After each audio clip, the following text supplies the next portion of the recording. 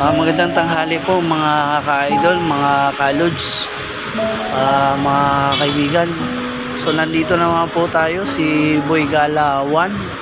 So, napadpad na naman ako sa Makati sa aking paglalakbay. So kinalabit po ako ng isang mama na nangihingi po ng kahit kunting tulong. So alam mo naman tayo ay mga Pilipino ay likas na magtulungin sa abot makakaya, at kung meron man o meron man tayo may ibigay o wala.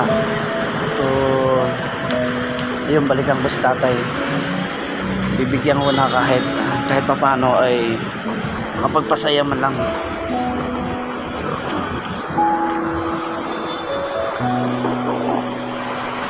Ayan, si Busing ito, napansin ko yan ka-idol, si tatay kinalabit ako kanina, so napadaan ako, so nanghihingi siya ng kunting tulong kahit paano. Kita natin. Good.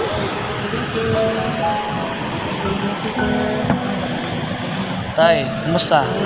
Ito, mabuti. Napakahirap ano? Oo. Ganun talaga. Mahirap ang buhay talaga, at lalo na sa ganyang sitwasyon nyo po. So, saan ba kayo dati ng trabaho, tay? Sa textile ako dati. Oo, kaso Ay, wala na panahon na yun eh. Wala na mga panahon na yun, kaya wala. tsaka sa hirap ng hanap buhay natin, lalo na may edad po tayo. Oo. So, umingi ba kayo ng tulong sa mga bossing? Kaso, kung baka kung wala, di wala. Ganun talaga eh. Sa palaran lang naman sir. Pagpasensyaan mo na yung abot ng makikaya ko. Salamat sir. Thank you. Salamat po sir. Next time pag nadaanan kita, baka kasi sa gabi bumabiyahe ako. Opo sir. So baka madaanan kita o mahagip ka ng ko, so papadaan ako. So nag-aangkas din kasi ako. So may part-time ako, so hindi kasi siguro hindi ka naman lagi dito, no? Wala, din naman ako sir dito tuwing siya doon sa likod. Oh, yun ka-idol. So nakita nyo ate. Kaya may kilaban nga lang kumisan na yun. Dumarating na. Tay, bakit yung ginagawa yung ganito? Para mabuhay uli. Para recover pa. Kasi sa gobyerno, napakahirap may tulong. Tsaka anong hanap buhay nyo ngayon, boy? Dati akong vendor. Nung pandemic, alam mo naman, mga senior, pinagtatago. Kasi may mga COVID. Ilang taon, sabi, bawal ganito, ganyan. Wala tayong magagawa, kaya ang ginawa ko, tigil ko sa bahay, nawala yung muna. Kaya nadaanan kita, so sa mga gagaya mo, so parang likas naman tayo matulungin, so kaya napansin kita. So salamat sir. So more blessing, sana sa kunting maliit na bagay, sana makatulong sa iyo. Sana alam ko, napapansin ko yung iba dinadaanan ka lang, sana humihingi ka ng kahit kunting tulong. Kasi saan niyo pala mga anak mo, boss? Wala na sir. Patay na lahat po sir. Patay na po, dalawa lang anak namin. Patay na po sa yung babae? Pareho pong lalaki. Namatay na. So may mga apo nilang natira sa akin.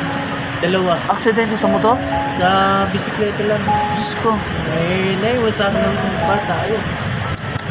Yun namang yung sa isang anak ko, yung sabihan namin yan. Ang bayang, kawawa. Ang ganda ng buhay, matitigas ulo eh. Pasensya na, Busing, hindi ko alam pala yung sitwasyon mo, no? Wala ka na pala mga anak. So kaya ka pala nagkaganyan. Wala ka na rin ba? Para buhayin din yung dalawa ka. Busing, sana madaanan kita sa aking paglalakbay. Saan ka ba lagi naglalagi? Yung video na. Kumain ka na? Kumain siya. Mamaya, so may tatapusin lang akong transaction, so balikan kita, may papareceive lang ako. Basta hindi pa ako napapalis ng kalaban kasi minsan mga kalaban din dito. Oo, kasi Yung mga nakulay green. alam ko bawal po dito. So kaya ka pumunta kahit Sila pa rin paano. nag-ano sila na bawal daw magbigay sa ganito. Nagsasabi sa akin. Kaso lang, siyempre sa sitwasyon mo, siyempre matanda ka na at wala nang anak. So kailangan mo mabuhay. O siyempre gawang sukapit. Yun kasi. Hindi naman sa ganun nakapit patalim. So gusto mo pa mabuhay sa ganung paraan. At sana, Sakit. oo. At saka wala naman nagbibigay din ng puhunan sa iyo. So dahil ano, DSWD natin. Walang sakit. Walang... sana hayaan mo busing sa susunod natin pagkikita ay may awa ang Diyos eh. Malay mo, mag-click yung video ko. Hindi lang ikaw, tutulungan kita. Rudy, sir, Rudy. Ano pangalan niyo, sir? Alberto. Sir Alberto, sana itong ano ko, sana mapanood nila at mapansin. Hindi lang kagaya sa'yo. Sige. So, God bless. So, maraming Question ano. ko sir. Balikan kita, sir. Salamat po. Kumain ka na? Kumain na sir. Okay, sige. May tatapusin lang ako. Sige sir. Sige. Salamat sir. Yung mga kalod, si Tatay Alberto, so nadaanan ko dito sa Makati at mahingi na kahit konting tulong. Yung pala, yung dalawang kanyang anak, patay na. So, wala na rin siyang asawa. So, kung bakit yung ginagawa niya ito? Dahil nagsusulo na po siya. Para mabuhay. So, mga kaito, sana maunawaan nyo at sana maintindihan.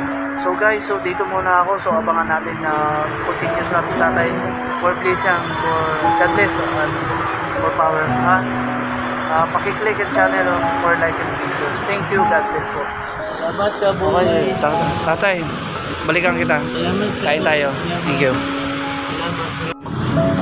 So, hello mga kalod, so ito naman tayo. So i-continuous natin yung pagtulong kay Tatay Roberto. So dito nalilimos sa Makati. So naintindihan ko po yung sitwasyon niya kasi napakahirap po. Naranasan ko rin yan. So nung kayo po kami walang wala din. So lang yung panganay ko magmamalimos din ako para makalito ang kabayan sa hospital.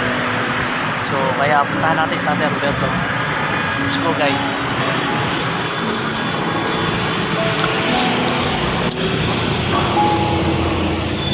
Sa Tatay Roberto, sana nandiyan pa.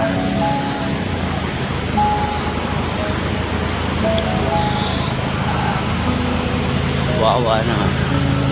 Siguro baka hindi pa kumain mga yan.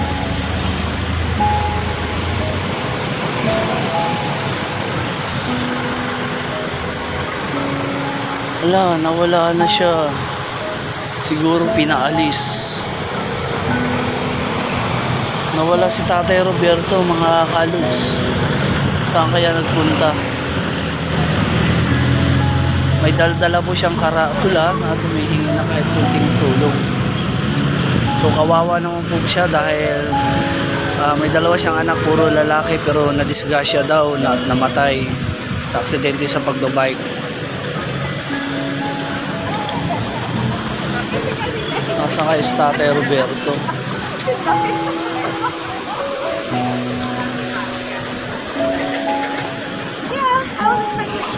Saan ka na, tatay? Sabi ko babalikan lang kita kasi may ihatid lang ako eh. Tanong natin.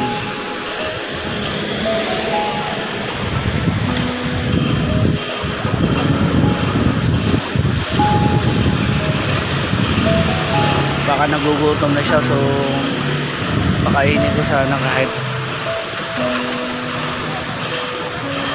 para mawala yung pagod niya. Ugutom man lang.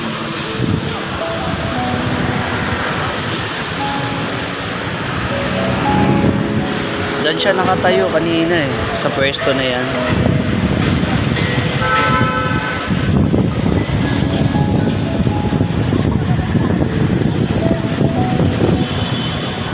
Saan ka Tatay Roberto?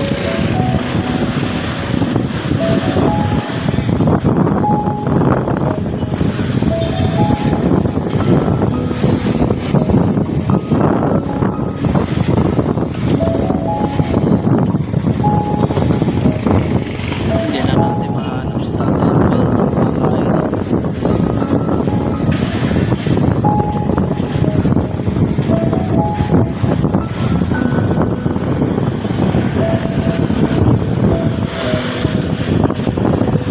Pakainin na lang natin kahit tinapay man lang. Huwagin natin si ate yun.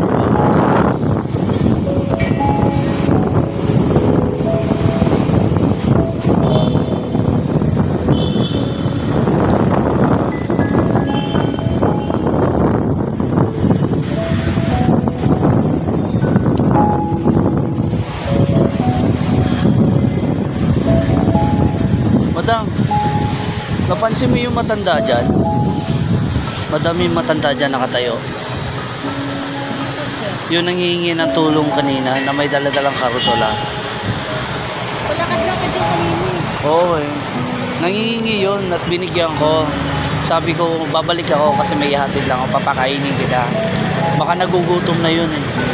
Nakausap ko na siya.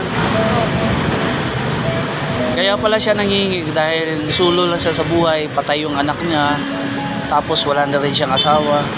Alam mo na tayong pandemic eh, yung mga matatanda eh, tatabi na lang. Kawawa naman. Kung makita, sabi ko babalikan kita eh. Kasi may mga sumisita sa kanya. O, alam mo kasi bawal, di ba? Kasi Makati. So yung mga ka-idol, so hindi natin magilap si tatay, bigo tayo. Pakakainin ko sana. So mga ka-idol, bigo po tayo. Umalis si Tatay Roberto. So umalis, hindi natin makagilap kung nasaan siya. Sabi ko babalikan ko lang. Nasaan kaya si tatay? Sana okay lang siya. Kaya man. Naka-shirt ba ako? Oh, naka-pantalo na black.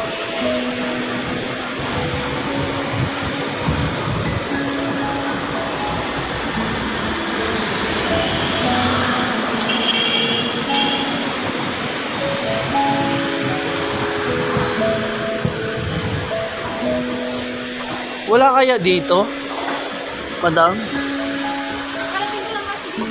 Kaya Kasi kakarating ko lang. Hindi ko siya nakabit. nangihina pa naman siya.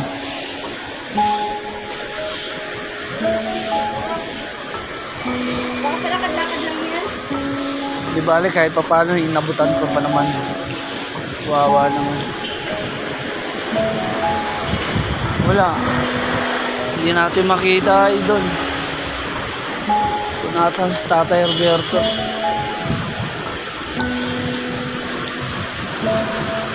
Sa susunod na lang na pag-ikot natin, malay mo makita natin. Buddy, pwede magtanong? Napansin mo niyo ba yung matanda na tumatayo dyan? Yung nangihingi. Okay. Kasi papakainin ko eh. Kasi nangingi siya. Eksakto na dumaan ako. Sabi ko, sige balikan kita, may hatid lang ako. Pero inabutan ko pa na kahit papano. Sabi, naawa lang mo, sabi ko saglit lang. So pagbalik ko wala na. Kasi pakakainin ko nga eh. So di nyo napansin. Nakakulay green ano. Andun ako sa ulo eh. So mga ka-idol, so wala. So next yugto na lang. So hindi natin makagilap si tatay. Sana makagilap na natin siya. Maraming salamat. So yun lang mga ka-idol. So hindi natin makagilap si tatay kung nasaan man siya. So ingat na lang po Tatay Roberto kung nasaan ka man. So God bless. So mga ka-idol, so hanggang dito lang sa muli ako. Dito nagtatapos sa episode na part 2 kay Tatay Roberto. Hindi natin makagilap. So see you next time, next video. Paki-like and share na lang mga ka-idol. God bless po. Thank you and more update. Bye.